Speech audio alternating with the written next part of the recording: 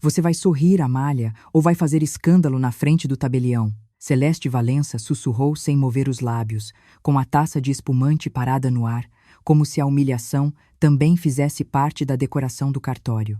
Do outro lado do balcão, o escrevente olhava para a tela e depois para mim com pena.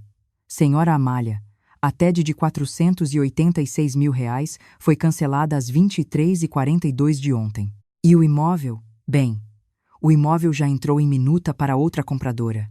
Eu nem precisei perguntar o nome.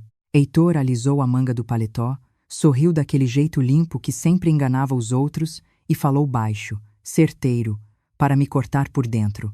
Mudei só um detalhe. O casarão vai ficar no nome da minha mãe. Seu projeto continua lá, claro. Você só não vai mandar em nada.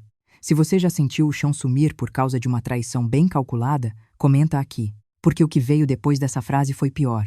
Eu fiquei olhando para Heitor, como se o rosto dele tivesse sido trocado por outro na minha frente. O cartório estava cheio. Meu pai com a camisa de linho que ele só usava em dia importante. Yara com o celular na mão para filmar o começo de um sonho. 2 corretores, a arquiteta da prefeitura, que aprovara a viabilidade do restauro, e grudados em Celeste, o sobrinho parasita dela, Ícaro, e a prima Lavínia, que fazia tudo parecer culto religioso ou desfile de marca, dependendo da conveniência. Todo mundo travou quando eu perguntei, sem erguer a voz: Heitor, o que você fez? El não piscou. O que precisava ser feito? Segurança patrimonial. Sua cabeça é ótima para restaurar azulejo, parede, fachada. Negócio de verdade exige sobrenome frio. Frio? Repeti. Celeste finalmente sorriu. Filha, não dramatiza. Você ia casar com meu filho, morar com ele, trabalhar no projeto. O que muda se o casarão estiver no meu nome? Patrimônio se protege em família. Minha poupança está nesse negócio, eu falei. Nosso negócio. Heitor corrigiu. Meu dinheiro, eu retruquei. Meu laudo, minha pesquisa histórica, meu projeto de restauro, minha aprovação na prefeitura, meu contato com os artesãos de Santo Antônio, minha venda do apartamento, meu nome em tudo. O que exatamente é seu, além do golpe? O silêncio ficou tão duro que o escrevente afastou a cadeira alguns centímetros. Heitor então deu o passo que talvez ele considerasse elegante, mas foi o que queimou a última ponte. Encostou a mão nas minhas costas, como se fosse me acalmar, e falou perto do meu ouvido. Você vai assinar a sessão da operação, sorrir para a foto, e depois a gente conversa em casa. Eu não vou deixar você estragar o que eu montei. Afastei o corpo na hora. Você montou? Amália, ele disse, ainda sorrindo. Eu já captei investidor. Já fechei as tratativas de mobiliário. Já alinhei branding, posicionamento, assessoria. Você acha mesmo que eu ia deixar um ativo daquele tamanho no nome de uma restauradora emocional? Meu pai deu um passo à frente. Menino, repete isso. Celeste segurou o braço dele com a ponta dos dedos, como se tocasse algo sujo. Seu Jurandir, por favor, não transforme uma conversa empresarial em cena de feira. Eu olhei para a tela do cartório. O nome da nova compradora já estava lá. Celeste de Albuquerque Valença. A mesma Celeste que durante um ano fingira chamar o casarão de nosso sonho. A mesma mulher que passara semanas elogiando a minha sensibilidade para salvar patrimônio. A mesma que agora me enxotava do meu próprio plano, com um copo de espumante na mão. Como a TED foi cancelada? Perguntei ao escrevente. Ele hesitou. A ordem veio pela conta autorizadora, senhora. Eu virei para Heitor. Você mexeu na conta de investimento? Eu só reorganizei, ele respondeu. Reorganizou R$ 486 mil sem a minha autorização? Ícaro, que até então só sorria para o celular como se estivesse gravando bastidor de reality, resolveu entrar. Gente, vamos baixar a tensão. A imagem do hotel depende de energia boa. Amália, depois você entra como diretora criativa. Vai ser chique. Eu arranquei o celular da mão dele e joguei em cima da mesa do cartório. O aparelho bateu, girou e caiu no chão. Hotel? Foi Yara quem entendeu antes de mim. Você não sabia? Ela perguntou, os olhos já apertando. Heitor soltou o ar pelo nariz, impaciente com a minha demora. Boutique Hotel de Experiência Histórica. Solar Valença. O nome ainda está em discussão. O investidor gostou muito da ideia da sua oficina de azulejaria no térreo. Você fica com a operação cultural. O resto é comigo. Você transformou a escola pousada de Restauro em hotel da sua família. Amor. Isso se chama escala. Não me chama de amor. Heitor endureceu o maxilar. Então para de agir como criança. Foi aí que a segunda facada veio. Yara puxou algo no celular. O rosto sem cor. Amália. Tem uma minuta de alteração societária registrada na junta de manhã cedo. A empresa operacional já foi aberta. Só tem Celeste, Heitor e uma holding chamada Brisa Nobre Participações. Que holding é essa? Perguntei. Celeste sorriu para mim como quem oferece remédio a alguém nervoso. Detalhe técnico. Eu ri. Foi um riso seco, curto, errado. Vocês me roubaram antes do casamento. Heitor abriu os braços. Eu te tirei do improviso. Não, eu disse, pegando minha bolsa. Você acabou de me ensinar com quem eu estava prestes a casar. Ele segurou meu punho. Não com força de filme, com aquela força pior, controlada, calculada, feita para doer só o suficiente e parecer íntima para os outros. Você não vai sair daqui fazendo cena. Eu olhei para a mão dele, depois para os olhos dele. Você quer me testar agora? Ele soltou. Meu pai juntou minha pasta de documentos. Yara pegou o celular quebrado de Ícaro e devolveu ao dono com a frieza de quem já estava colecionando prova. Celeste ainda tentou dar a última ordem. Amália, pensa direito. Você não tem estrutura para brigar com a minha família. Eu parei na porta do cartório e virei só o rosto. Talvez.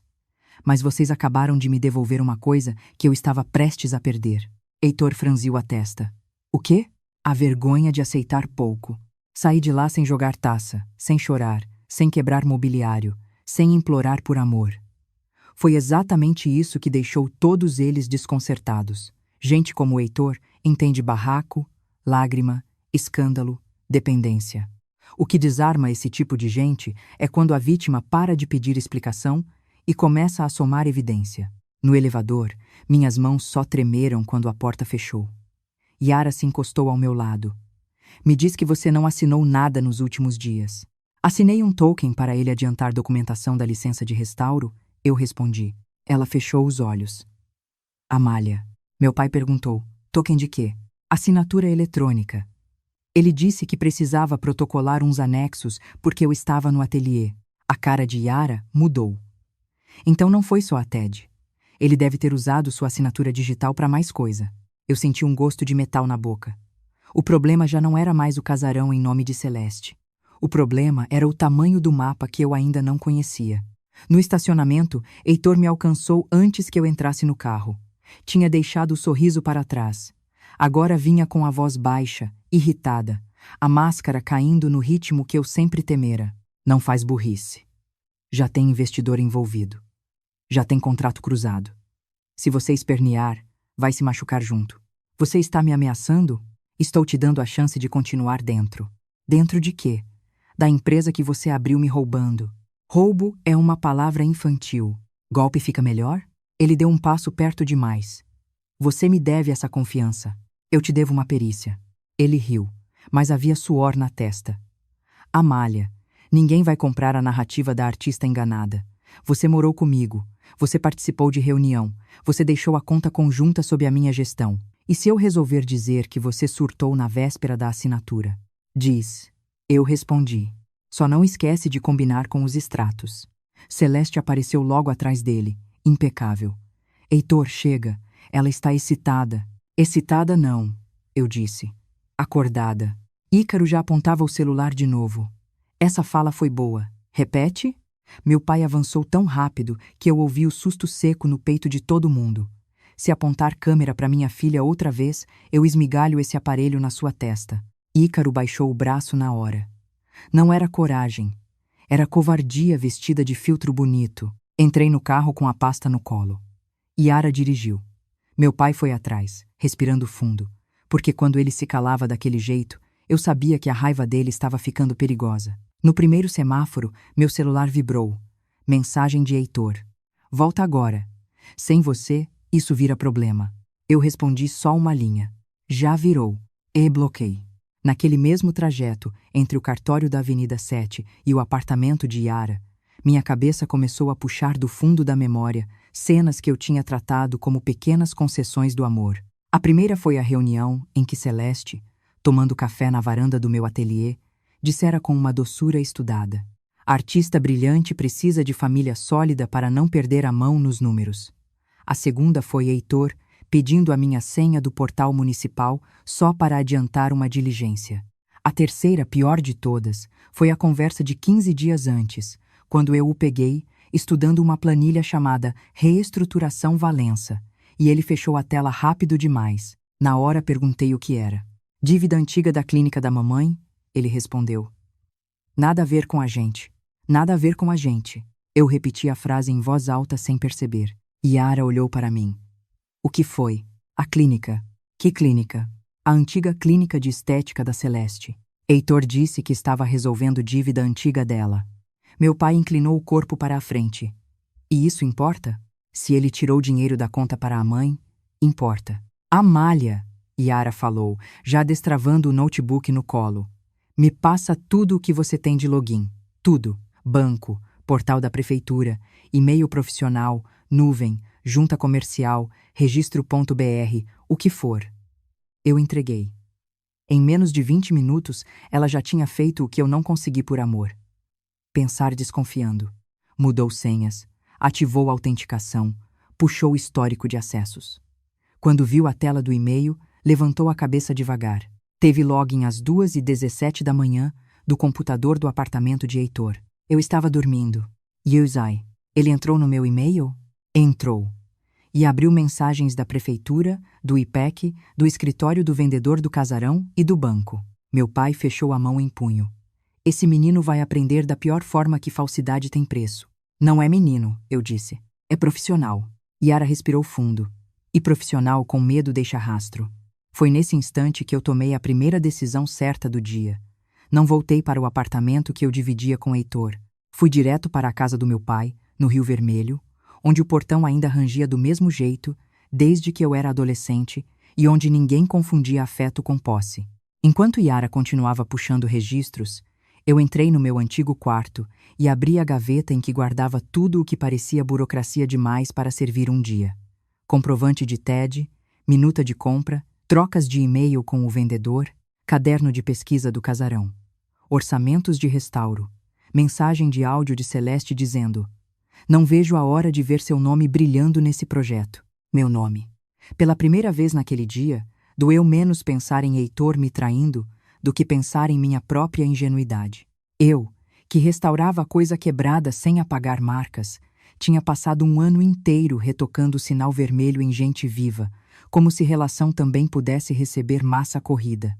No começo da noite, Yara apareceu no corredor com o notebook no braço e uma expressão que anunciou desastre antes da voz. Eu achei a Holden. Eu desci para a sala. Meu pai desligou a televisão.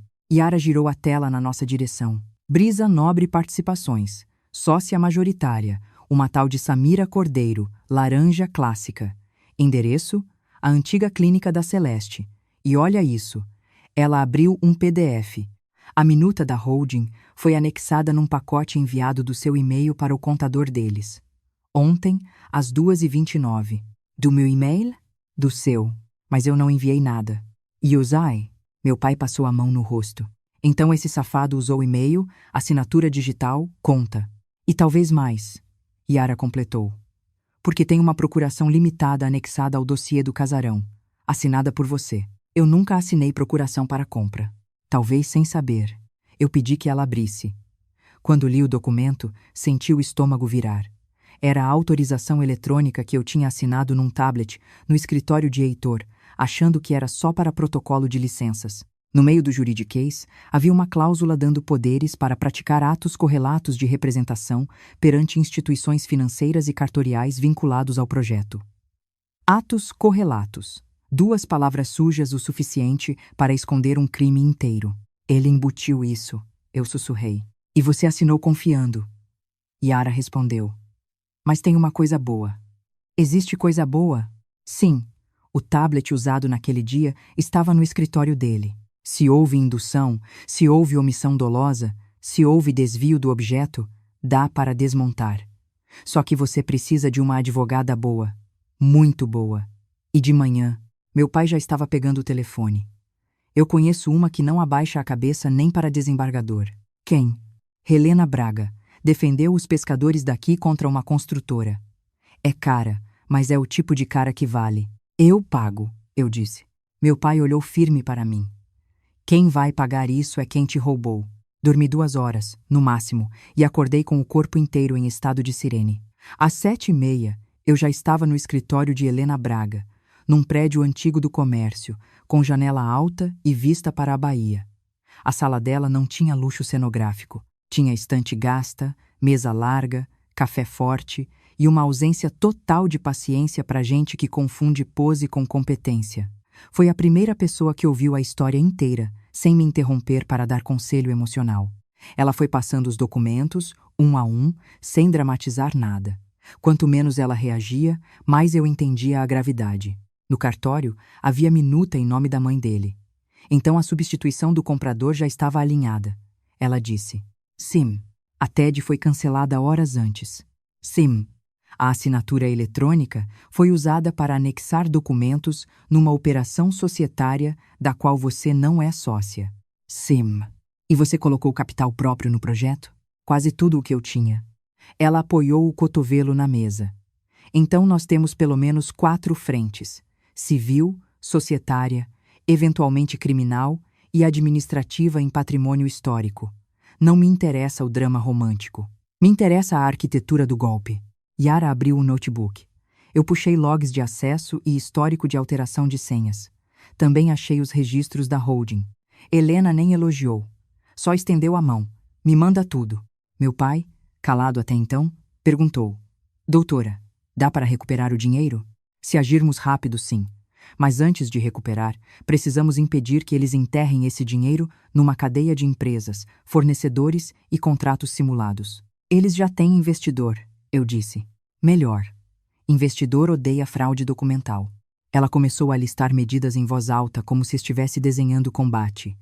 Tutela de urgência para suspender qualquer alteração do projeto vinculada ao meu dossiê técnico. Notificação extrajudicial ao cartório e ao vendedor do casarão. Ofício ao banco para preservar rastreio da TED e eventual reencaminhamento. Notícia crime se ficar comprovado uso ardiloso da assinatura.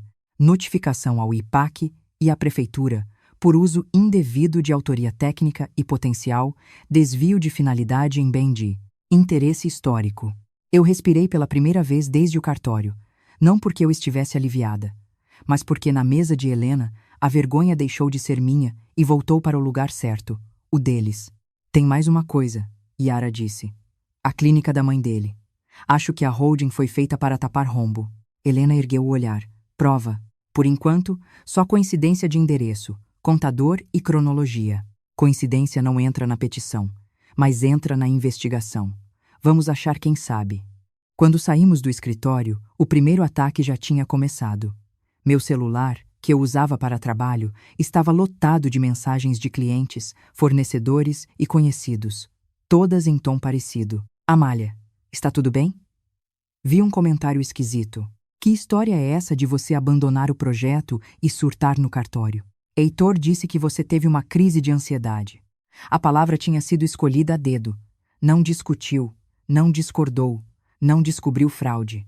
Crise, surtou, instável. Era assim que eles tentariam me reduzir. De vítima documental a mulher emocional demais para negócios grandes. Yara leu por cima do meu ombro. Ele já ativou a campanha. Isso vai respingar nos meus contratos. Vai, ela respondeu. Então a gente responde do jeito certo. Helena, que vinha atrás, ouviu e cortou no ato. Vocês não respondem nada em rede social. Nada. Quem está desesperado por narrativa é quem tem medo de prova. Nós vamos responder em peças, notificações e embargos. E se ele falar demais, melhor para mim. Eu queria obedecer. Queria mesmo. Mas na hora em que entrei no carro, surgiu no Instagram um vídeo de 15 segundos, publicado por Ícaro. A legenda dizia: Bastidor de empreendedorismo tem pressão. Nem todo mundo aguenta crescer. No vídeo, eu aparecia apenas de costas, saindo do cartório. A câmera tremia e a voz de Celeste vinha por trás. Deixa, coitada. Ela é talentosa, só é muito sensível. Meu pai pediu meu telefone. Me dá isso. Eu entreguei. Ele assistiu, respirou fundo e me devolveu. Agora eu entendi. Eles não querem só o casarão. Querem te desmontar. Não respondi. Porque era verdade. Naquela tarde, fomos ao banco. Helena quis acompanhar pessoalmente. O gerente tentou falar em privacidade, em necessidade de análise, em limitações do sistema. Helena deixou 2 frases caírem na mesa e o homem ficou branco. Ou o senhor preserva agora a trilha de operação desse cancelamento, incluindo IP, dispositivo e agente autorizador, ou amanhã cedo eu peço isso com ordem judicial e acrescento o banco na conversa. Em 15 minutos, tínhamos o que precisávamos. A ordem de cancelamento da TED partira do aplicativo instalado no iPad de Heitor, o mesmo que ele usava nas reuniões estratégicas e insistia em chamar de mesa de comando. O redirecionamento do valor não voltara para a conta de origem. Fora fracionado em 3 saídas, uma para a Brisa Nobre Participações, outra para uma empresa de mobiliário de luxo em São Paulo e a terceira para a quitação parcial de um débito antigo da Clínica Celeste Aesthetic Center.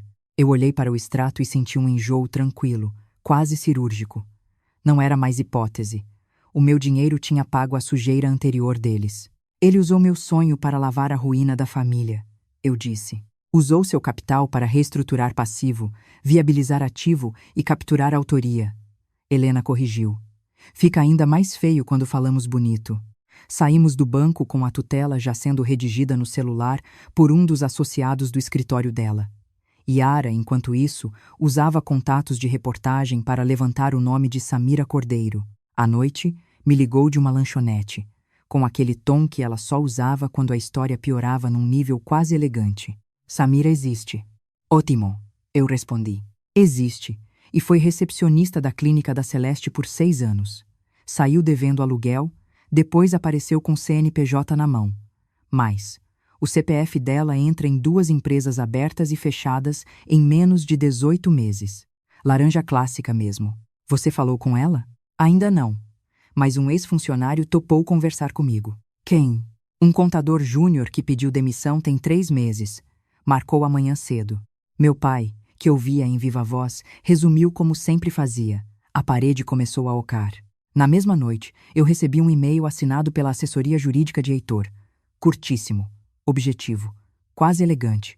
Outra vez. Informava que, em virtude de instabilidade comportamental manifestada em evento público, eu estava temporariamente afastada de qualquer interlocução vinculada ao projeto do casarão, até eventual recomposição das condições de diálogo. Em anexo, havia uma minuta grotesca de acordo. Eu reconheceria a saída voluntária do empreendimento, receberia uma compensação de R$60 mil parcelados em 12 vezes, cederia integralmente o projeto arquitetônico e me comprometeria a não ofender a honra da família Valença. Eu li 3 vezes. Na 4ª, comecei a rir. Qual a graça? Meu pai perguntou. Eles ainda acham que eu sou barata. Helena pediu que eu encaminhasse o e-mail imediatamente. 10 minutos depois, me devolveu uma mensagem seca. Não responda. Vou anexar. Eles acabaram de transformar má-fé em documento. Na manhã seguinte, fui com Yara ao encontro do ex-contador, num café discreto perto da Praça da Sé. O rapaz se chamava Bruno e chegou com a roupa de quem não dormia direito havia meses. Antes mesmo de sentar, já olhou em volta 2 vezes. Eu não quero problema, ele disse. Nem eu respondi. Mas já tenho. Ele engoliu em seco. Eu saí porque aquilo ia estourar. Aquilo o quê? A clínica, a holding, os passivos jogados de um lado para o outro. Dona Celeste devia para fornecedor, devia para ex-funcionária, devia tributo, devia aluguel de equipamento, o Dr. Heitor entrou para profissionalizar. Foi aí que começou a conversa do casarão. Meu coração bateu forte, mas minha voz saiu limpa. Que conversa? Bruno me encarou como quem mede dano. Que vocês tinham encontrado a mina perfeita. Yogelai. Mina? A artista respeitada, com capital próprio, com dossiê técnico pronto e imagem limpa. Foi assim que a prima dele falou numa reunião. Lavínia? Yara perguntou. Essa mesma. Ela disse que a senhora era perfeita porque fazia patrimônio parecer cultura, e cultura atraía investidor sem levantar alarme. Depois o Dr. Heitor falou que bastava manter a senhora apaixonada até a etapa certa. Eu fiquei imóvel. O café à minha frente esfriou sem ser tocado. Bruno continuou, atropelando a culpa para acabar rápido. A ideia era pôr o casarão numa SPE blindada, usar parte do seu dinheiro como sinal de musculatura, parte da sua pesquisa para conseguir incentivo e depois reposicionar o negócio como hotel de alto ticket. A escola de restauro era âncora de narrativa. Narrativa, eu repeti. É como eles chamavam. E o casamento? Bruno baixou os olhos. Eu ouvi Dona Celeste dizendo que casamento ajuda a simplificar a confiança e evitar ruído. Yara fechou o bloco de notas com calma. Você tem prova? Não documental, ele disse. Mas tenho cópia de planilhas e mensagens internas. Tirei quando percebi que iam me jogar na frente se desse errado. Me manda tudo, Yara falou. Ele balançou a cabeça. Só entrego se meu nome ficar fora. Seu nome só entra se você quiser depor, respondi. Mas se você nos der material verdadeiro e útil, eu protejo sua origem. Bruno respirou fundo e me entregou um pendrive. Tem coisa aí que eu nunca devia ter visto. Quando chegamos ao carro, minhas mãos tremiam tanto que não consegui ligar a ignição. Yara segurou meu pulso. Você quer 5 minutos? Não. Você quer gritar? Depois. Você quer desistir? Eu virei para ela. Agora eu quero acabar com eles. Foi com esse estado de espírito que eu voltei ao ateliê naquela tarde. Não ia havia 2 dias. O sobrado em Nazaré sempre tinha cheiro de cal, papel velho e madeira limpa. Mas naquele dia o ar veio estranho, como se alguém tivesse mexido em gaveta de luto. A porta não mostrava arrombamento, as luzes estavam acesas. E 3 caixas de arquivo, que eu guardava no armário do fundo, estavam abertas em cima da mesa. Eu corri. Sumiram 2 pastas. A pesquisa de cadeia dominial do casarão e o caderno com levantamento fotográfico das rachaduras do pavimento superior. Yara, eu chamei, a voz falhando. Eles vieram aqui. Ela entrou atrás de mim, já com o celular filmando. Não toca em nada. Meu pai chegou no minuto seguinte, vindo da oficina de um amigo na rua de cima. Quando viu a bagunça, o rosto dele fechou. Levaram o quê? Os 2 únicos documentos que mostravam que a estrutura do casarão precisava de intervenção pesada antes de receber hóspedes. Ele entendeu na mesma hora. Eles querem abrir rápido. Yara apontou para a moldura da porta. Tem uma coisa aqui. Era minúscula. Um fragmento de fita adesiva com fiapo de papel. Depois, no chão, perto da mesa, encontramos outro pedaço maior. Etiqueta de caixa, com o nome da empresa de cenografia que Heitor queria contratar para a inauguração. Eu me sentei no banco de madeira do ateliê e comecei a respirar curto. A imagem ficou simples demais. Eles não tinham me tirado só a propriedade, o capital e o projeto. Tinham voltado para apagar qualquer prova de que o casarão, daquele jeito, não podia receber obra de fachada e festa de inauguração. Precisavam do hotel funcionando antes que eu bloqueasse. Yara se ajoelhou à minha frente. Tem cópia? Das fotos, sim. Na nuvem? Da pesquisa? Parcial. Então levanta. Eu estou de pé. Não. Levanta de dentro. Porque agora eles passaram do golpe elegante para o rastro burro. Ela tinha razão. Chamamos a polícia para registrar invasão. Pegamos as imagens da câmera da rua. Um carro preto parou às 11h15 da manhã. 2 homens entraram com crachá de manutenção elétrica. 15 minutos depois, saíram com uma caixa de arquivo. O detalhe que me acendeu foi o adesivo pequeno no vidro traseiro. Valença Corporate Hospitality. O branding que Heitor jurava ser só estudo preliminar já estava colado em veículo. Naquela noite, Helena protocolou tudo. Invasão, preservação de imagens, pedido de busca de metadados e um embargo administrativo preventivo no IPAC sustentado nas minhas fotos de fissura, nos relatórios parciais e na usurpação de autoria técnica. Antes de dormir, recebi a notícia que eu queria desde o cartório. A juíza concedera tutela de urgência suspendendo, provisoriamente, qualquer uso do meu dossiê técnico e proibindo divulgação do empreendimento como derivado do meu projeto até esclarecimento documental. Eu deveria ter sentido alívio. Em vez disso, senti uma calma perigosa, porque conhecia gente como o Heitor. Quando esse tipo de homem percebe que a lei começou a fechar, ele corre para inaugurar factoide, produzir imagem, comprar tempo e tentar me fazer parecer exagerada. Não demorou. Na manhã seguinte, os stories de Lavínia amanheceram com visitas de obra. Celeste de capacete branco. Heitor apontando para paredes. Uma faixa dourada onde se lia: em breve o mais novo refúgio de luxo de Salvador. No último vídeo, Lavínia ria para a câmera. Quando a visão é grande, sempre tem gente pequena tentando atrasar. Eu olhei para aquilo e juro que senti meu corpo inteiro esfriar. Porque atrás da faixa, por menos de 2 segundos, apareceu o painel de azulejos do antigo salão lateral. O mesmo painel que eu catalogara como peça sensível e que precisava ser removido por equipe especializada antes de qualquer escoramento. Eles estavam mexendo na parte mais frágil da casa. Helena, eu liguei sem dizer bom dia. Eles estão trabalhando mesmo com tutela. Ainda não foram intimados formalmente? Talvez não. Então vamos dar a intimação mais rápida possível. Como? Com oficial e com imprensa, se for preciso. Yara ouviu e sorriu sem humor. Agora começou a parte que eu gosto. No fim daquela manhã, o oficial de justiça foi comigo, com Helena e com um engenheiro perito indicado por ela até o casarão em Santo Antônio além do Carmo. Eu conhecia cada canto daquele imóvel como quem conhece a dobra de uma cicatriz. Conhecia o brilho opaco do ladrilho hidráulico sob pó fino, a janela do fundo que pegava o azul da baía no fim da tarde, o forro do corredor que sempre soltava 2 lascas depois de chuva forte. Tinha entrado ali pela primeira vez um ano antes, levada por um corretor que anunciava imóvel problemático, mas nobre. Foi amor técnico, do tipo que não depende de maquiagem. Eu vi rachadura, cupim, infiltração, esquadria empenada. Vi também potencial, memória, camada de tinta contando século por século. Heitor viu de área média. Quando chegamos, havia uma equipe retirando o entulho do piso térreo e montando um tapume com o logo dourado da família.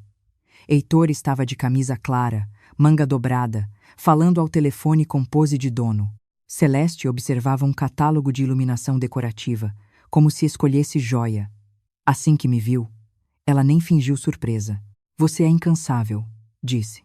Já você é previsível, eu respondi. O oficial se apresentou, leu a ordem e pediu a paralisação imediata de qualquer intervenção vinculada ao dossiê técnico sob disputa. Heitor tentou aquele truque dele de esmagar os outros com vocabulário.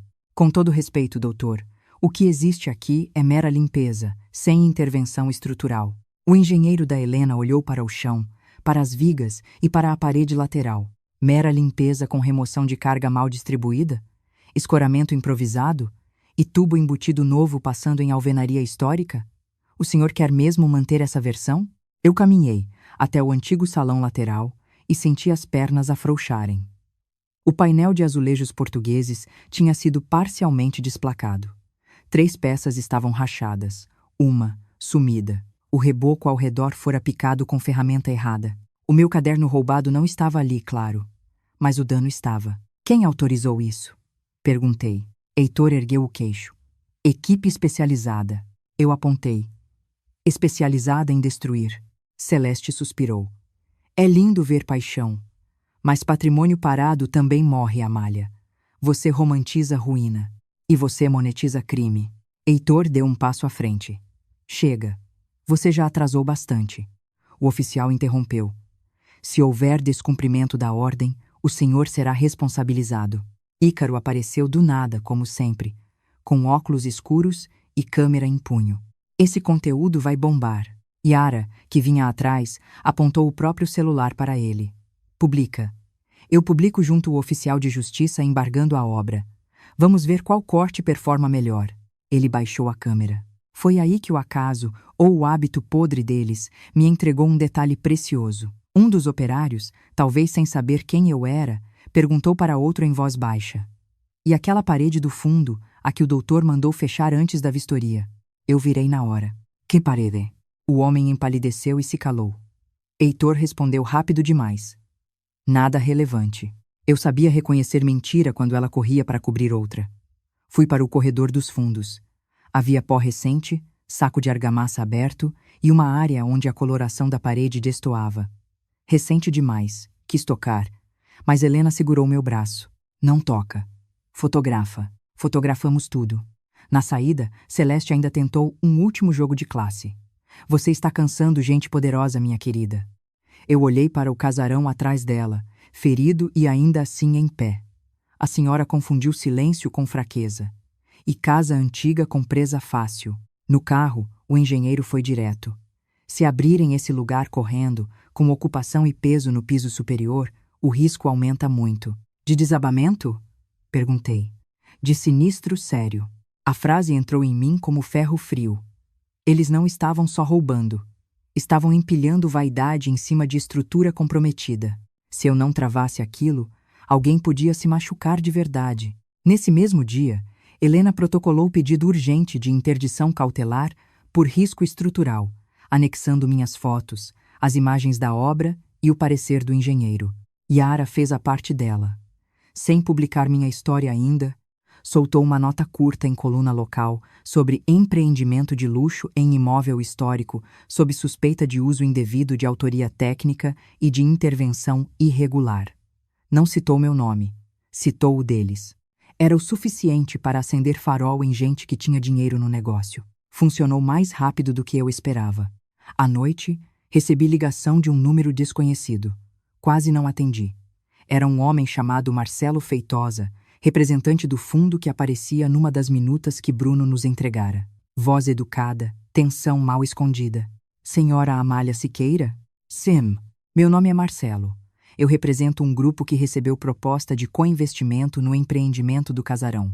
Gostaria de entender, com a máxima discrição, se há de fato litígio envolvendo autoria técnica e regularidade documental. A fraude, eu respondi.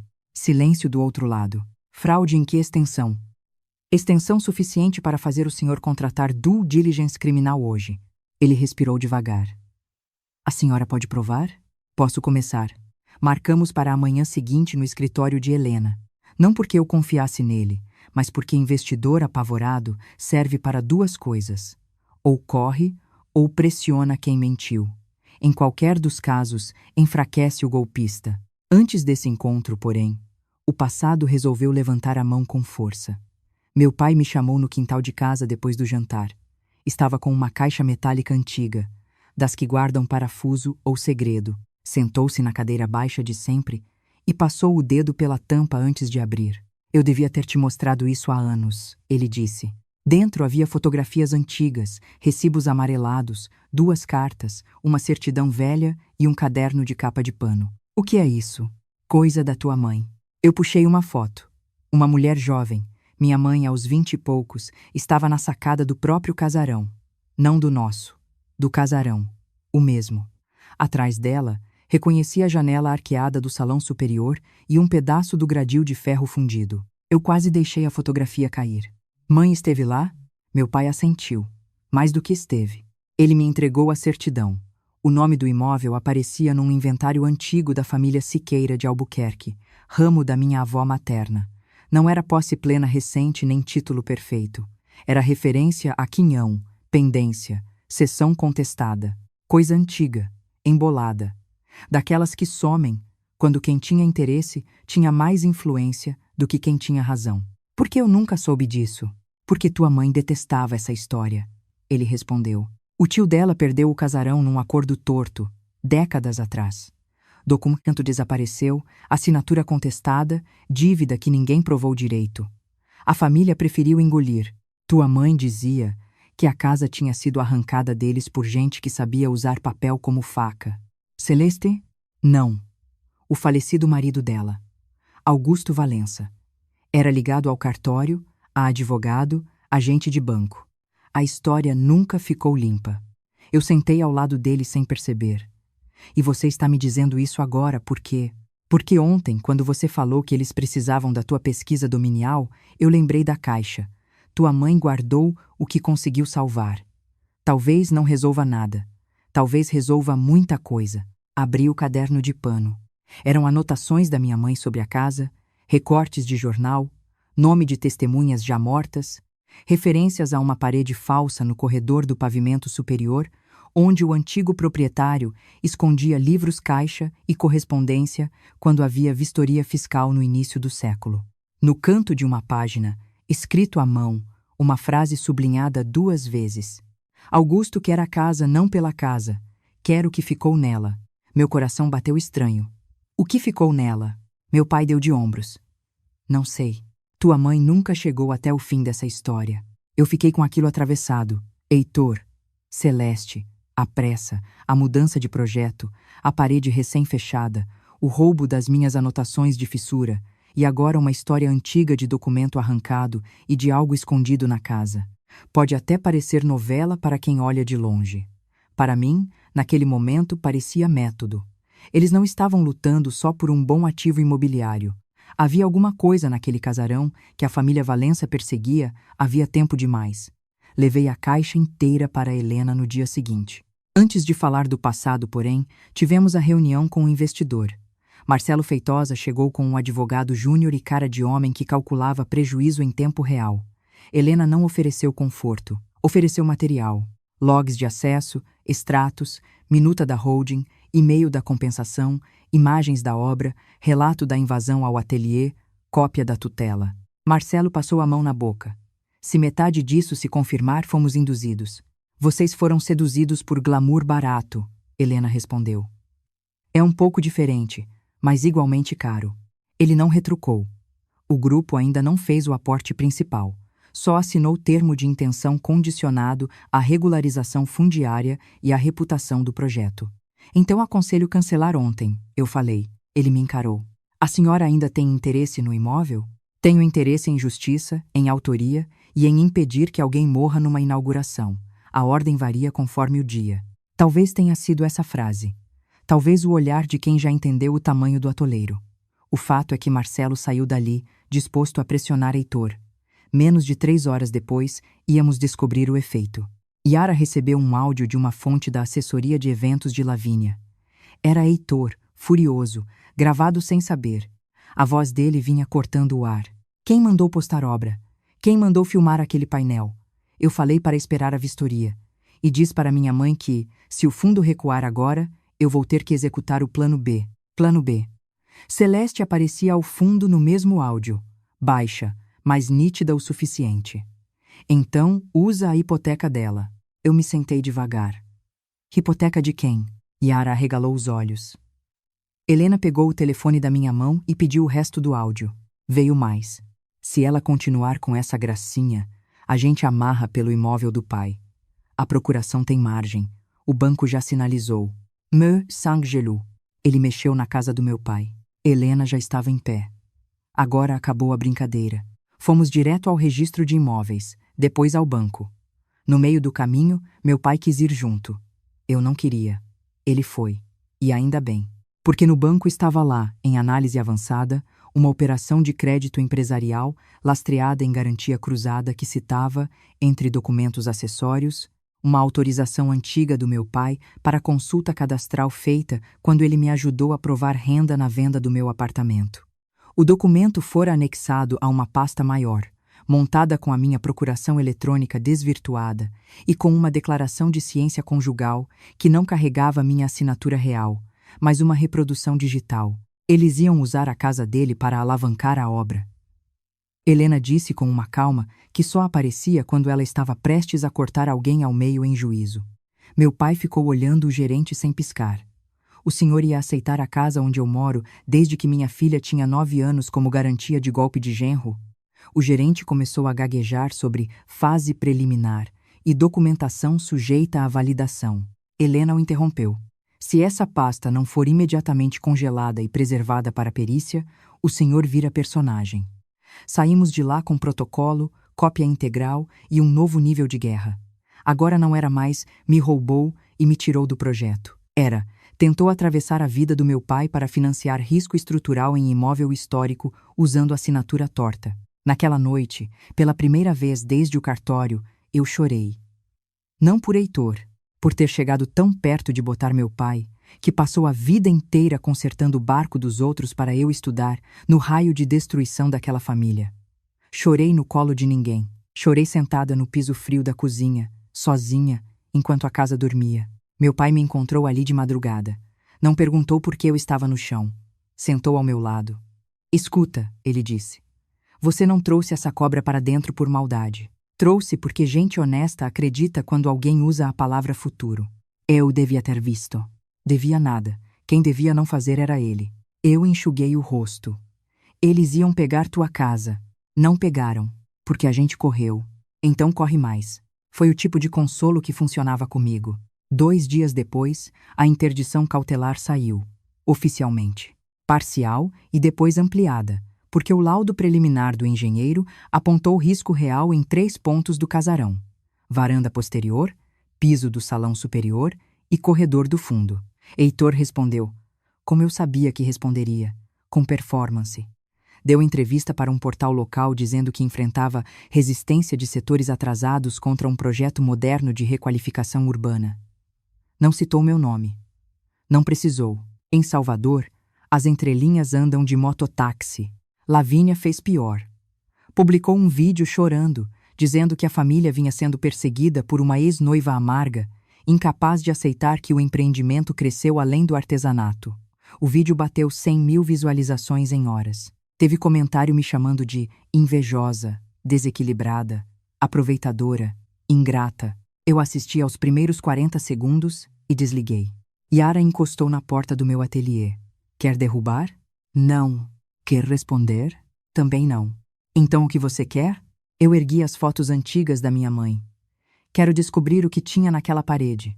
Foi Bruno, o ex-contador, quem abriu a porta seguinte. Mandou mensagem curta pedindo para me ver longe do centro. Encontramos num posto de gasolina na paralela, porque homem com medo sempre escolhe lugar onde pode desaparecer para todos os lados. Ele entrou no meu carro olhando o retrovisor. Eu ouvi uma conversa sobre a parede, disse sem rodeio. Qual parede? A do corredor do fundo. Dona Celeste falava que o marido jurava que havia um compartimento ali. Compartimento com o quê? Papel. Helena, que estava comigo, pediu precisão. Papel de quê? Bruno fez que não sabia, mas sabia mais do que queria dizer. Dizem que Augusto Valença sumiu com livro-caixa, correspondência e uma seção antiga. Coisa de herança, dívida, imposto, eu não sei. Só sei que a ordem, desde sempre, era, se o casarão aparecer limpo juridicamente nas mãos de alguém de fora, recuperar antes que a pessoa ache. Alguém de fora como eu falei. Como a senhora? Eu segurei o volante com força. Então Heitor já me procurou sabendo dessa ligação antiga? Eu não sei quando ele soube, mas sei que, quando a senhora entrou com o dossiê dominial e achou menção ao nome Siqueira de Albuquerque nos arquivos, a família entrou em modo de urgência. Meu peito fechou. Não era só o dinheiro. Não era só o hotel. Não era só a vaidade da mãe e a ambição do filho. Eu tinha sido escolhida por 2 razões ao mesmo tempo. Porque meu nome limpava a operação e porque minha pesquisa podia levá-los, sem esforço deles, até o que a família buscava havia décadas. Você tem certeza? Bruno tirou o celular do bolso e mostrou uma captura de tela. Grupo interno de trabalho, nome banal, conversa nojenta.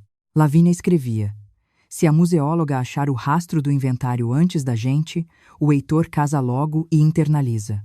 Celeste respondia: ela não vai achar nada se o caderno ficar onde sempre esteve. Heitor completava: deixa comigo, ela acredita em mim. Helena pediu que ele encaminhasse aquilo na hora, com metadados preservados. Bruno encaminhou. Depois desceu do carro sem olhar para trás. Nunca mais vi. Na mesma tarde, com ordem judicial em mãos, entramos no casarão, acompanhados por equipe técnica do IPEC e por um oficial.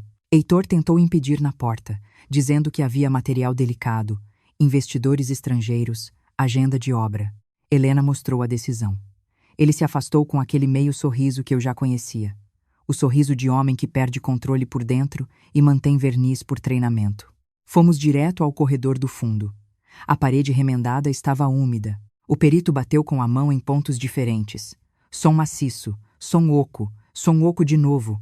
Tem intervenção recente, ele disse. E vazio atrás. Celeste apareceu no final do corredor como se saísse do passado da casa junto com o pó. Isso é uma violência. Violência foi o que a senhora fez para chegar até aqui, eu respondi. O perito pediu autorização para a remoção controlada da massa recente. Houve discussão, protesto, ameaça de processo por dano, tudo performático. A autorização estava na própria decisão. Em 20 minutos, a primeira peça da alvenaria cedeu. Atrás, não havia cofre, ouro, joia, nem fantasia de folhetim. Havia o que sempre destrói gente elegante: documento. Uma caixa metálica estreita, enferrujada nas bordas, embrulhada em pano de encerado, mais 2 maços de papel protegidos em jornal antigo, e um caderno de capa preta. Eu senti as pernas tremerem. Meu pai, ao meu lado, apertou meu ombro uma vez. A abertura oficial foi feita ali mesmo, filmada por todos os órgãos presentes.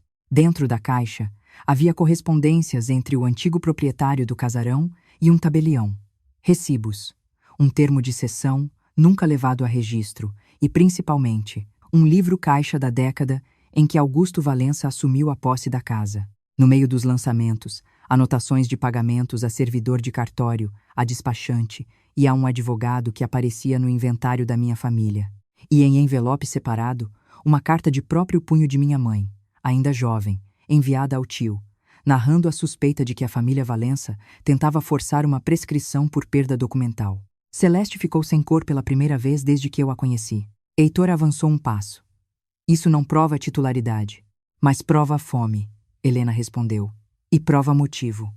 O caderno de capa preta piorava tudo. Nele, Augusto listava estratégias para consolidar ativo e fazia referência direta à aproximação por via afetiva, se necessário, quando comentava a resistência dos antigos herdeiros Siqueira. Não citava meu nome, claro. Eu nem tinha nascido. Mas a lógica da família atravessara décadas com a mesma elegância podre. Seduzir, cercar, tomar. Ícaro, que assistia à cena com o rosto apagado, murmurou: "Minha mãe vai explicar isso. Para a polícia?" Yara perguntou. "Ou para o investidor?" Foi o bastante para que Celeste explodisse. Não em grito de descontrole, e sim no jeito aristocrático de ferir. "Vocês todos estão agindo como se papel velho decidisse futuro. O futuro é de quem sabe operar. A casa estava morta. Nós a ressuscitamos. Com assinatura falsa, eu disse. Com inteligência. Com roubo. Com estratégia. Com o risco de matar gente naquela varanda." Heitor endureceu. "Você não vai transformar isso em crime." Helena levantou o envelope com a carta da minha mãe. "Seu problema, doutor Heitor, é que sua família confundiu impunidade antiga com normalidade. Acabou." A descoberta da caixa mudou tudo de velocidade. O IPAC ampliou a interdição. Helena aditou a ação com novos elementos. Yara, com autorização minha, publicou a primeira reportagem em que meu nome aparecia. Não como noiva abandonada, como restauradora, autora do projeto, vítima de uso indevido de assinatura e personagem central na descoberta de documentos ocultos que levantavam suspeitas sobre a própria cadeia de posse do casarão. A matéria saiu limpa, documentada, sem adjetivo histérico. Foi a pior coisa que poderia acontecer com a narrativa deles. Nas horas seguintes, meu telefone explodiu. Colegas de restauro me oferecendo ajuda. Clientes antigos dizendo que não acreditavam em uma palavra da campanha contra mim. Um professor da UFBA querendo olhar os papéis. Um procurador do patrimônio pedindo cópia integral da descoberta. E, para meu espanto, uma mulher chamada Paula Barreto querendo me ver por um assunto que envolve diretamente Heitor. Marcamos para a manhã seguinte, no escritório de Helena. Paula chegou sem maquiagem. Roupa simples, olhar de quem já tinha queimado a fase do constrangimento. Sentou-se, pediu água e foi direto. Eu fui casada com Heitor por 2 anos. No papel, ainda estou divorciada. No patrimônio, nem tanto. Eu gelei. Como assim? Ele não me contou que ia casar com você? Contou. Casar. Com data, cartório, festa. Tudo. Comigo também foi impecável até a execução final. Helena cruzou os dedos sobre a mesa. Senhora Paula, precisamos de fatos. Paula assentiu. Heitor adora dizer que aprende com os erros. O erro comigo foi ter deixado meu pai, que é tabelião aposentado, revisar um contrato societário que ele queria me fazer assinar. Meu pai viu a armadilha e eu saí antes de misturar imóvel de família. Só que o divórcio saiu sem discussão maior porque eu estava exausta, e ele me convenceu a manter uma participação nominal numa empresa que seria encerrada. Nunca foi encerrada. Ela puxou uma pasta. Essa empresa, meses depois, virou ponte para uma operação ligada à clínica da Celeste. E adivinhem o nome da pessoa de confiança que ele usava para circular documento? Samira Cordeiro. Helena abriu os papéis. Havia ali atas, alteração contratual, procurações e e-mails. O desenho começou a fechar. Heitor repete padrão, Helena disse. Com sedução, pressa e culpa, Paula completou. Ele escolhe mulher competente. Faz parecer parceria. Depois desloca tudo para o eixo da mãe. Quando a mulher percebe, já assinou metade da própria armadilha. Eu a encarei em silêncio por alguns segundos. Não por ciúme retroativo, por horror técnico. O meu caso era maior porque envolvia patrimônio histórico e muito dinheiro, mas o mecanismo era antigo. Por que você veio agora? Perguntei. Paula respirou fundo. Porque ontem eu vi seu nome ligado ao casarão. E porque minha irmã trabalha com eventos. Ela ouviu Lavínia dizendo que essa aí vai render mais que a outra. Eu reconheci o método na hora. Yara fechou a cara. Eles se orgulham até da reincidência. Tenho mais, Paula disse. Uma gravação antiga. Heitor bêbado, reclamando de mim para um amigo. Ele fala que mulher apaixonada assina mais rápido quando você mistura família, urgência e futuro. Helena estendeu a mão. Eu aceito. A gravação era velha, mas letal pelo padrão. Não provaria meu caso sozinha. Somada ao resto, mostrava costume, desenho, repertório. O que mais me atingiu, no entanto, não foi a utilidade jurídica. Foi uma frase de Paula antes de ir embora. Não tenta vencer esse homem pedindo consciência. Ele não opera por consciência. Opera por conveniência. A única língua que ele entende é perda real. Eu já sabia. Mas ouvir de alguém que sobrevivera a ele antes de mim arrancou o resto do véu. Naquela semana, as perdas reais começaram. O fundo de Marcelo Feitosa retirou oficialmente a intenção de investimento e notificou a Brisa Nobre por omissão de litígio relevante. 2 fornecedores cancelaram o orçamento. A empresa de mobiliário paulista cobrou devolução do adiantamento que meu dinheiro bancara.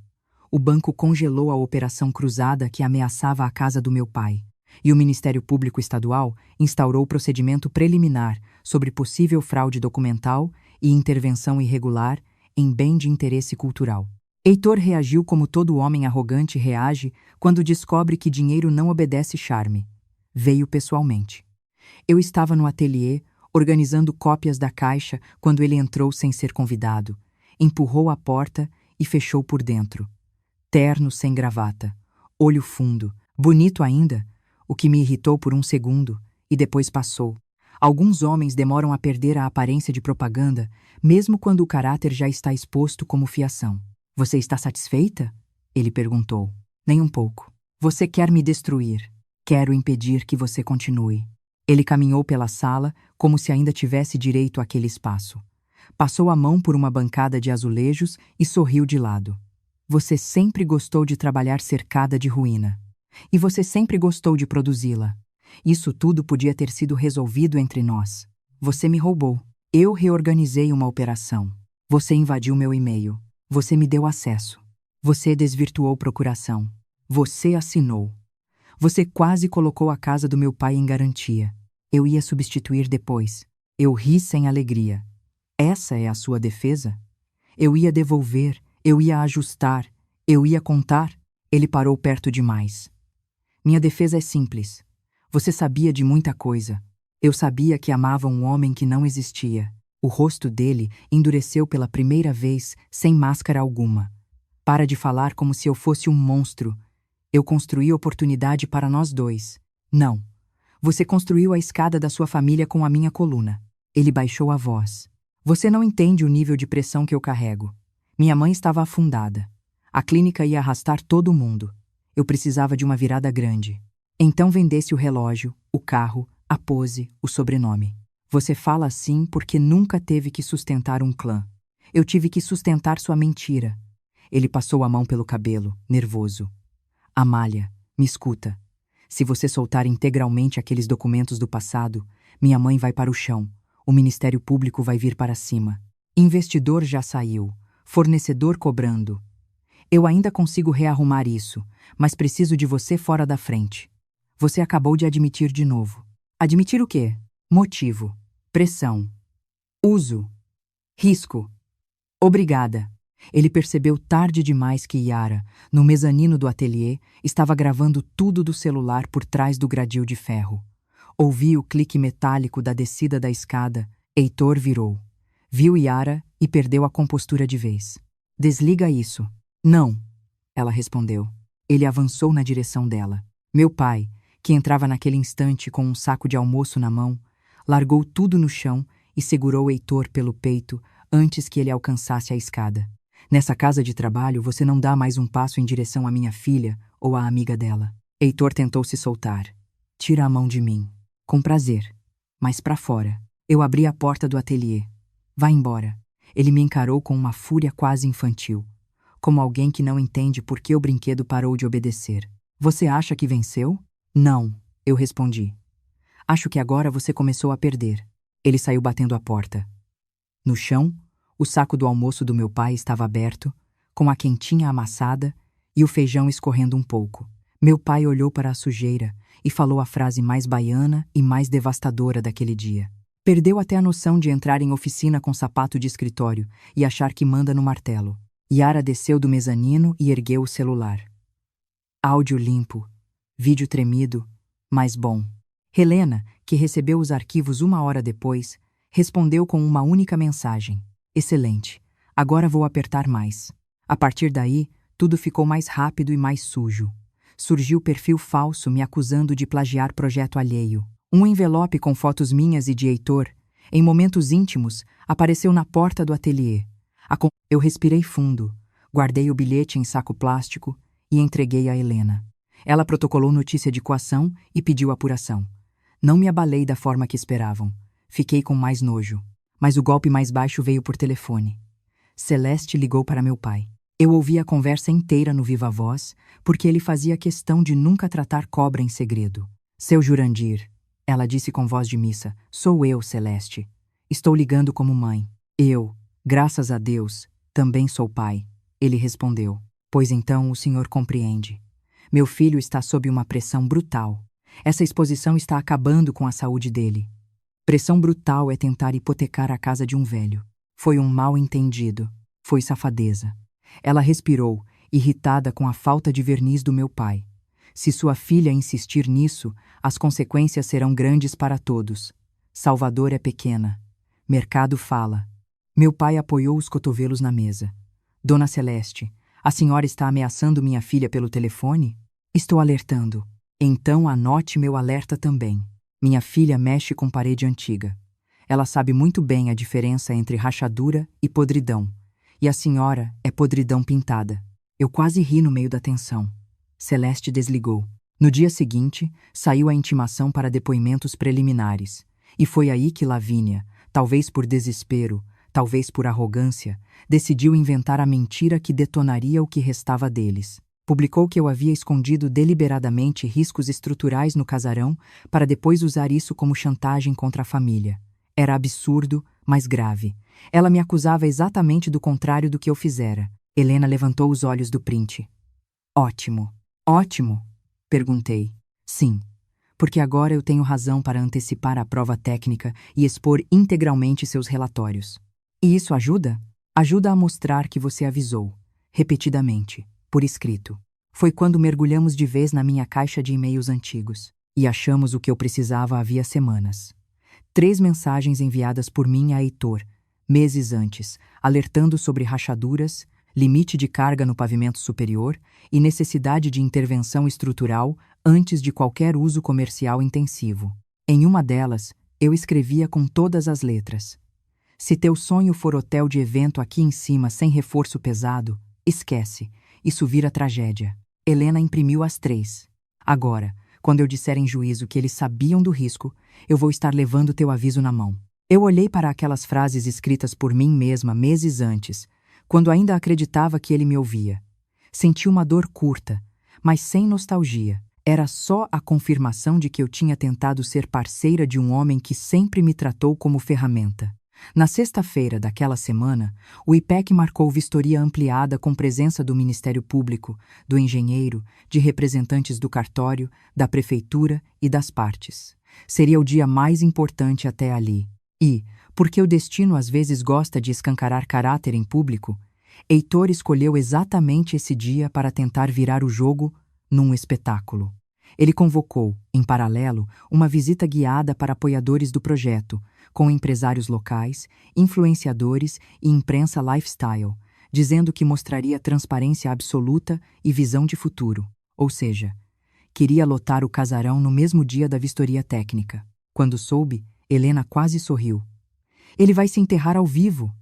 A sexta amanheceu abafada, com aquele céu branco de Salvador que parece segurar tempestade na garganta. Desde cedo, a ladeira do Boqueirão ficou tomada por carro preto, fornecedor nervoso, repórter atrás de imagem e curioso em busca de escândalo fino.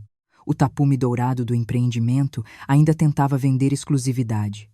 Por trás dele, a casa respirava mal. Eu cheguei com Helena, Yara e meu pai. Marcelo Feitosa apareceu alguns minutos depois, sem o brilho do investidor seduzido, agora com o cuidado de quem mede distância de explosão. Do lado de lá, Heitor vestia linho cru, barba aparada, discurso ensaiado. Celeste estava de verde escuro, joias discretas, a figura de sempre, o tipo de mulher que acha que postura substitui verdade. Lavínia dava entrevista curta para a câmera de celular, como se estivesse abrindo hotel e não entrando em perícia. Hoje a gente mostra que trabalho sério vence ruído, ela dizia. Yara, sem baixar a voz, comentou ao meu lado. Ainda bem que microfone não filtra cinismo. A vistoria começou no térreo, passou pelo corredor dos fundos, onde a parede aberta e a caixa documental já tinham virado objeto de lacre e registro, e subiu para o salão superior. Eu conhecia o piso. Sabia o ponto em que as tábuas cederiam primeiro se abusassem da carga. Heitor também sabia. Eu tinha escrito. Ele só apostava que o tempo seria mais lento que a vaidade. Não foi. Havia gente demais lá em cima. Influenciadora de salto fino, empresário gordo com relógio pesado, assessora correndo com pasta, Lavínia filmando a vista da Bahia, Celeste posando perto da sacada como se estivesse em editorial, e Heitor, tentando conduzir duas narrativas ao mesmo tempo. A técnica para as autoridades, a sedutora para os convidados. O engenheiro perito pediu esvaziamento parcial imediato. Essa quantidade de pessoas aqui em cima é inadequada. Heitor abriu os braços, sorrindo para a plateia. Estamos seguindo rigorosamente todas as orientações. Não estão, o engenheiro respondeu. Desçam. Alguns desceram. Outros hesitaram. Lavínia ainda pediu só mais uma foto na varanda. Foi quando ouvi o estalo. Não foi barulho de filme. Foi pior. Um estalo seco, curto, de madeira antiga avisando que perdeu a paciência. Eu gritei, antes de pensar. Todo mundo para, sai da varanda agora. O mundo levou 2 segundos para me obedecer. Em situações assim, 2 segundos são muito. A borda da sacada posterior cedeu num trecho de quase 1 metro. O corrimão tombou para frente. Uma influenciadora caiu de joelhos. Um empresário se jogou para trás. Lavínia soltou um berro que atravessou a casa inteira. Por sorte, por pura sorte, por escoramento parcial e porque o colapso não foi total, ninguém despencou para a rua. Mas o piso do salão vibrou de um jeito doente, e o engenheiro começou a gritar de verdade. Todo mundo desce. Agora. Sem correr. O caos tem cheiro. Tem pó, suor, medo e verniz quebrado. A imprensa lifestyle virou imprensa de acidente em 3 segundos. As câmeras que eles trouxeram para glamour registraram pânico. Eu puxei pelo braço a influenciadora que estava travada. Meu pai ajudou o empresário. O oficial e os técnicos organizaram a descida. Heitor, branco como cal, olhava para a sacada quebrada como se ainda acreditasse poder discutir com a física. Quando finalmente o salão esvaziou, o perito virou para ele com uma frieza quase religiosa. O senhor foi formalmente alertado. Heitor abriu a boca e não saiu nada. Celeste tentou assumir a cena. Isso foi provocado por sabotagem. Essa mulher vive falando em risco. Ela quer. Termine essa frase, Helena disse, avançando um passo. A senhora quer acusá-la de quê? De ter enviado 3 e-mails avisando do risco? De ter pedido reforço estrutural? De ter requerido interdição? Ou de ter salvo gente de cair? Celeste se calou. Não por dignidade, por falta de espaço. Yara já estava transmitindo o básico para a redação. Marcelo Feitosa olhava para Heitor como se visse, enfim, o produto real que lhe tentaram vender. Você omitiu o risco crítico, ele disse. Baixo, mas nítido. Heitor passou a mão no rosto. Isso foi pontual. Controlável. Controlável? Marcelo quase riu. Com convidado em cima? Lavínia, chorando e tremendo, ainda tentou agarrar a minha mão. Amália, pelo amor de Deus, fala que isso podia acontecer com qualquer um. Eu soltei minha mão da dela. Com qualquer um que ignorasse laudo, sim. A interdição, que já era forte, virou total. Lacre na hora. Saída obrigatória. Registro de quase sinistro.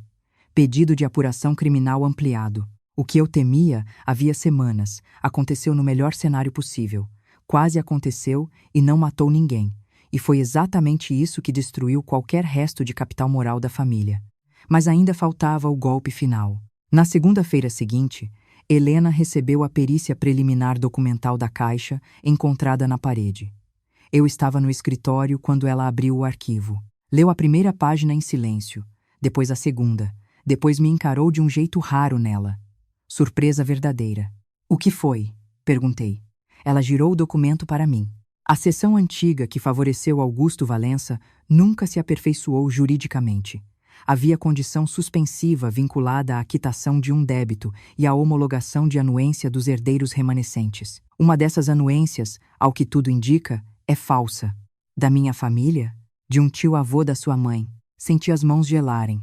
Então a cadeia de posse do casarão pode desmoronar de vez. Para o lado de quem? Não vamos cantar vitória cedo. Pode haver prescrição de pretensão real, terceiros de boa-fé, um inferno técnico inteiro. Mas a base concreta para anular atos posteriores e, no mínimo, bloquear qualquer consolidação em nome deles. Meu pai, sentado ao fundo, levou a mão à boca. Tua mãe passou a vida dizendo que essa história estava torta. Ela estava certa, eu sussurrei. E havia mais. Nos papéis antigos, apareceu um anexo ao livro Caixa de Augusto. Planilha de pagamentos clandestinos à época em que Celeste ainda era apenas esposa ambiciosa de homem influente. Em uma das notas, uma rúbrica dizia: Manutenção do silêncio Lúcia S. Eu conhecia aquele nome. Lúcia Siqueira, minha mãe. Senti o ar faltar. Helena ergueu a voz com cuidado. Calma. Isso não significa que sua mãe participou. Significa o quê? Talvez tenham pago alguém em nome dela. Talvez tentado comprar o silêncio dela. Talvez o pagamento nunca tenha chegado. Precisamos apurar. Passei os dedos na borda da mesa para me firmar. De repente, a história deixou de ser só minha. Estava tocando minha mãe de um jeito que mexia com luto antigo, com orgulho, com culpa herdada. Meu pai ficou em pé. Tua mãe nunca vendeu silêncio nenhum, ele disse. Se esse nome está aí, foi porque tentaram amarrar ela. Eu acreditei na hora. Mas acreditar não bastava. Precisávamos provar. Quem acabou provando foi uma pessoa improvável. Samira Cordeiro, a laranja da holding. Ela apareceu no escritório de Helena numa quarta-feira chuvosa, com olheira funda e uma pasta de farmácia. Tremia da cabeça aos pés. Disse que não aguentava mais segurar coisa que podia cair em cima dela. Heitor prometera proteção. Celeste prometera um apartamento pequeno e vida tranquila. O que ela ganhara foi CPF queimado, ameaça de processo e medo de prisão. Eu assinei o que mandaram, ela falou, mas não sabia de tudo. Agora sabe? Helena perguntou. Sei que a clínica devia até pensamento.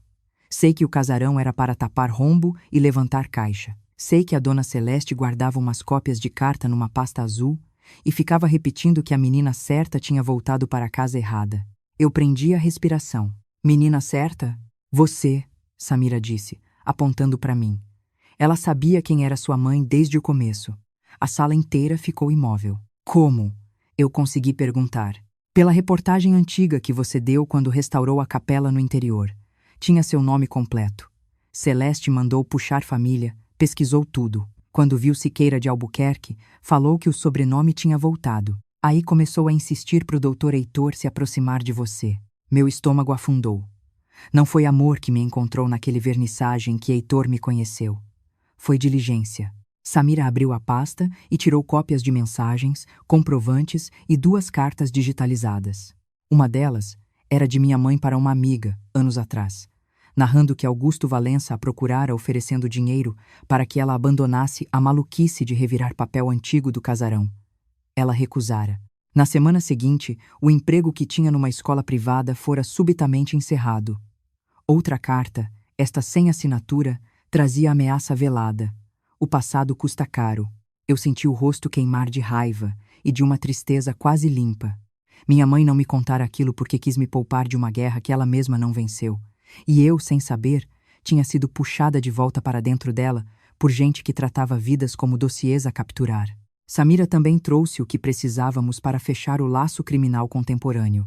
Planilha de repasse do meu dinheiro, da conta conjunta para quitação de passivo da clínica, minuta de empréstimo, usando a casa do meu pai como garantia cruzada e uma sequência de mensagens em que Heitor dizia: se a interdição piorar, a gente força acordo com desgaste reputacional e vaza fotos pessoais. Yara fechou a mão em punho. Canalha. Helena recolheu tudo com método. Agora sim. Agora temos a espinha toda. A denúncia formal ao Ministério Público foi reforçada. A ação cível ganhou musculatura. O pedido de indenização subiu. E, sobretudo, o discurso deles perdeu ar. Mesmo assim, Heitor ainda tentou a cartada final, que gente assim sempre tenta. Me encontrar sozinha, apelar para o sentimental e oferecer migalha vestida de arrependimento. Mandou mensagem de número desconhecido, dizendo que queria devolver o que restou de humanidade entre nós. Eu quase ignorei. Helena sugeriu aceitar, em ambiente controlado.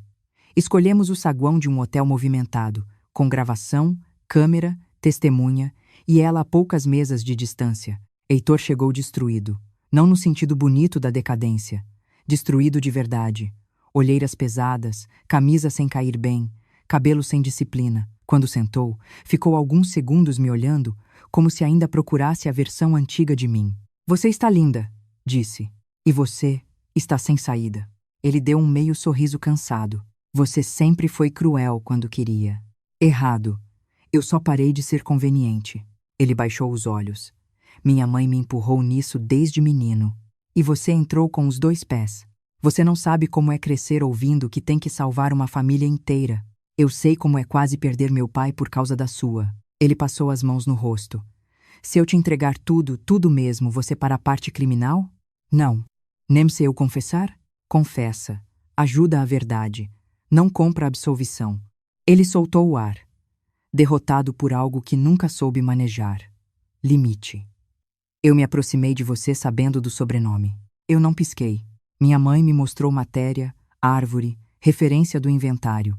Disse que você podia abrir a porta da casa e da legitimidade ao mesmo tempo.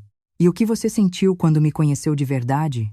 Ele demorou, talvez buscando alguma sobriedade final. No começo, cálculo. Depois, admiração. Depois, desejo. Depois, medo de te perder e medo maior ainda de perder o plano. A partir daí, eu parei de separar as coisas. Que conveniente. É a verdade. Verdade atrasada serve para processo. Ele assentiu. Eu usei sua assinatura para a procuração como se fosse extensão natural da parceria. Eu redirecionei a TED. Eu sabia dos riscos estruturais. Eu sabia que minha mãe queria achar a documentação oculta. E eu concordei quando ela disse que casamento simplificava. Houve um silêncio frio entre nós. Era o silêncio que deveria ter existido entre a primeira mentira dele e a primeira rendição minha. Um silêncio justo, enfim. Por que você está falando isso agora? Perguntei. Porque acabou. A clínica vai afundar. O fundo saiu. A casa lacrou. Lavínia já está jogando culpa em mim. Ícaro sumiu. Minha mãe está dizendo que eu inventei tudo sozinho. E eu? Ele falhou. Eu estou cansado de carregar o personagem que ela criou. Então carrega as consequências. E ele riu sem rumor. Você realmente me odeia. Eu pensei um segundo e respondi com honestidade. Não, eu te vejo. Talvez tenha doído mais do que um insulto. Porque ele abaixou a cabeça como quem finalmente entende que charme nenhum reconstrói reputação depois que a vítima aprende a nomear o mecanismo. A gravação daquela conversa, somada ao resto, fechou o quebra-cabeça. Os meses seguintes não foram velozes como a internet, mas foram sólidos como o processo bom. Heitor e Celeste viraram réus em ações pesadas. A investigação criminal avançou com base em fraude documental, uso indevido de assinatura eletrônica, tentativa de obtenção de vantagem patrimonial e irregularidades ligadas à intervenção no casarão.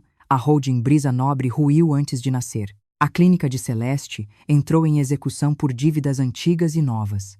Lavínia perdeu contratos e começou a publicar versículos sobre perseguição. Ícaro desapareceu para São Paulo, depois voltou, depois apareceu vendendo curso de reposicionamento após cancelamento.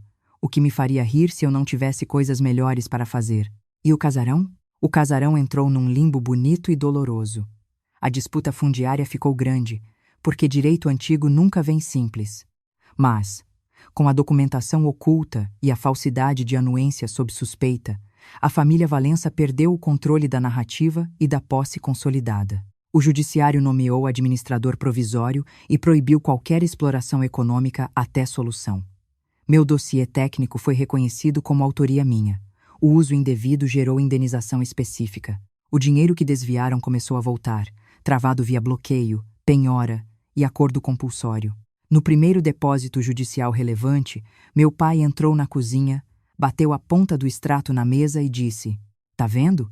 Papel também sangra quando pega no pescoço certo." Eu sorri. Pela primeira vez em muito tempo, sem amargura na borda. Mas o payoff maior não veio do dinheiro.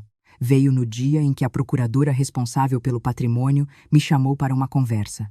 Queria saber se eu aceitaria integrar, no futuro, um projeto de restauro supervisionado do casarão, agora não mais como braço decorativo de hotel de luxo, e sim como coordenadora técnica de uma proposta pública-privada voltada à preservação, memória e formação de mão de obra local. Nada imediato, nada garantido, mas possível. Seu nome se manteve de pé, ela disse. Isso é raro num caso tão sujo. Eu saí do prédio, liguei para meu pai e fiquei alguns segundos sem falar. Deu certo? Ele perguntou. Deu futuro. Ele riu do outro lado. Então tua mãe deve estar em paz em algum canto, finalmente. Achei que ali terminaria a história. Não terminou, porque faltava Celeste cair sem plateia escolhida. E isso aconteceu do jeito que mais a feriu, na frente do próprio espelho social. Havia um jantar beneficente tradicional no corredor da Vitória, frequentado pela gente que durante anos aplaudira o sobrenome Valença, sem perguntar de onde vinha o brilho. Celeste insistiu em ir, mesmo aconselhada a assumir. Queria provar que ainda tinha chão. Não tinha. A notícia saiu naquela tarde.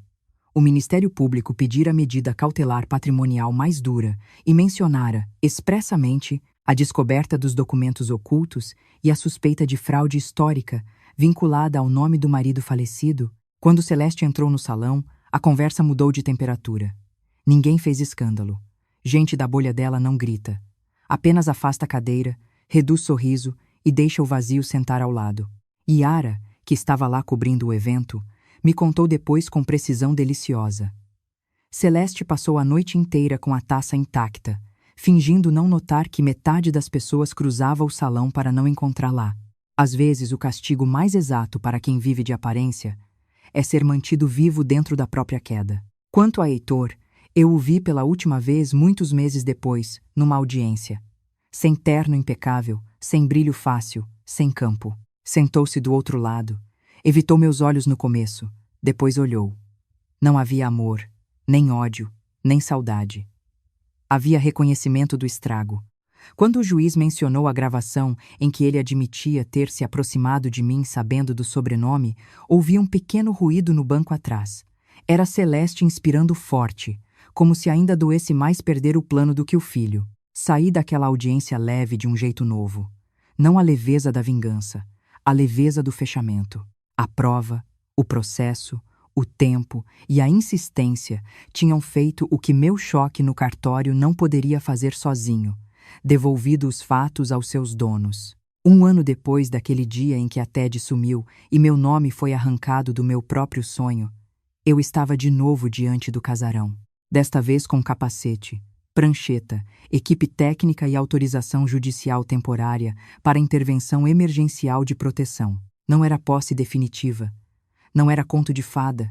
Era trabalho sério, etapa por etapa, como toda reconstrução de verdade. Passei a mão pela parede do corredor do fundo, agora estabilizada, e pensei na minha mãe, em mim e em todas as mulheres que algum homem treinado julgou fáceis de confundir.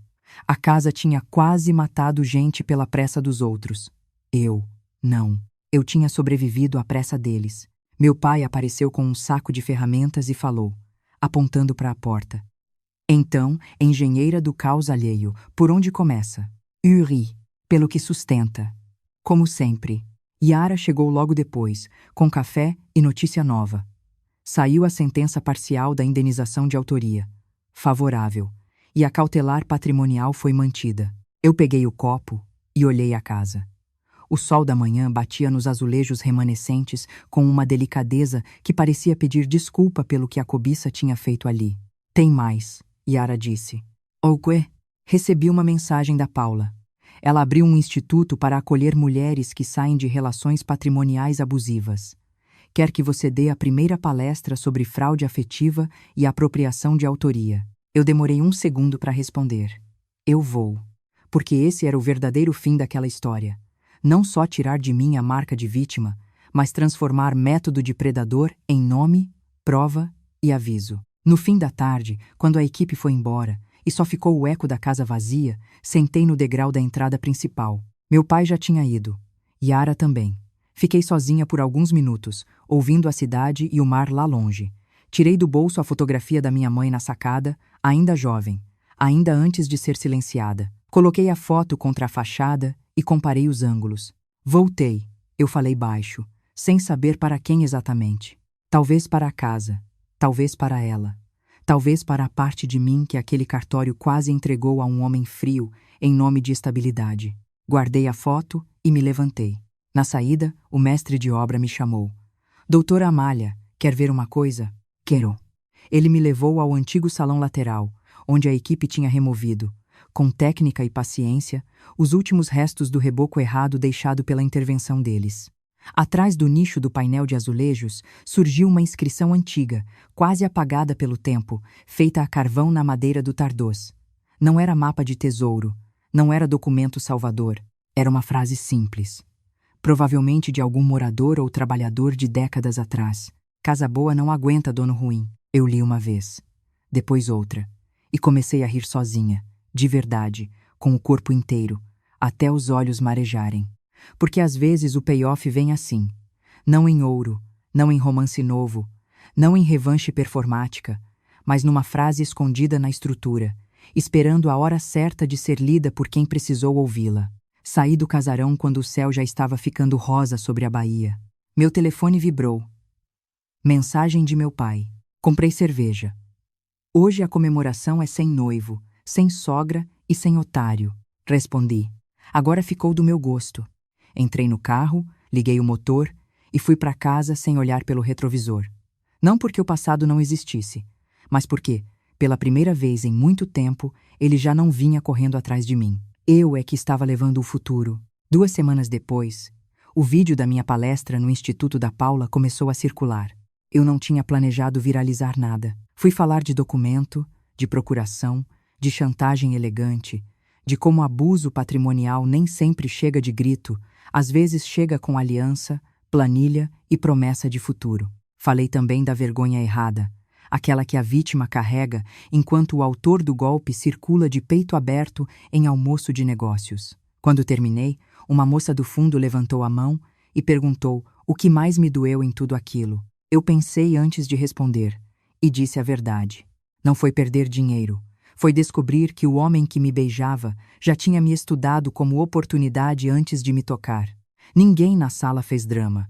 Algumas mulheres apenas assentiram, como quem reconhece idioma antigo. Foi ali que percebi que o caso já não pertencia só a mim. Ele servia de espelho e de aviso. Na mesma semana, saiu mais uma decisão importante. A Justiça determinou bloqueio adicional sobre bens ligados à cadeia da clínica, da holding e de repasses cruzados identificados com o meu dinheiro. Não era a vitória final, mas era a substância. Meu pai imprimiu a decisão e pregou na porta da geladeira com imã de peixe, como se fosse diploma. Isso aqui, ele disse, vale mais que foto de casamento. Yara apareceu em casa à noite com pastel, cerveja e outra notícia. Lembra da influenciadora que quase caiu da varanda? Lembro. Ela publicou vídeo contando tudo, sem citar teu nome no começo. No fim, citou. Disse que se não fosse a restauradora que gritou para todo mundo sair, poderia ter acontecido uma tragédia. Eu fiquei em silêncio. Nunca precisei que estranhos me chamassem de heroína. Mas ouvir que minha insistência evitou um desastre limpou um pedaço do peso que eu ainda carregava desde o dia da interdição. Tem comentário? Perguntei. Milhares. Metade xingando o elitismo do projeto, metade perguntando quem é você e como apoiar teu trabalho. E a família Valença. Yara deu um gole na cerveja. Comentário fechado. Rimos. Mais tarde, sozinha, fui abrir a caixa metálica da minha mãe de novo.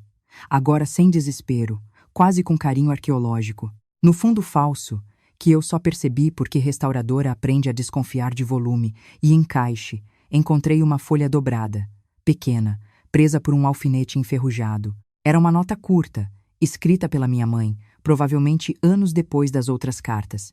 Se um dia você voltar a essa casa, não volte para provar que eles estavam errados. Volte para não deixar que a mentira seja a última camada. Fiquei muito tempo olhando para essa frase.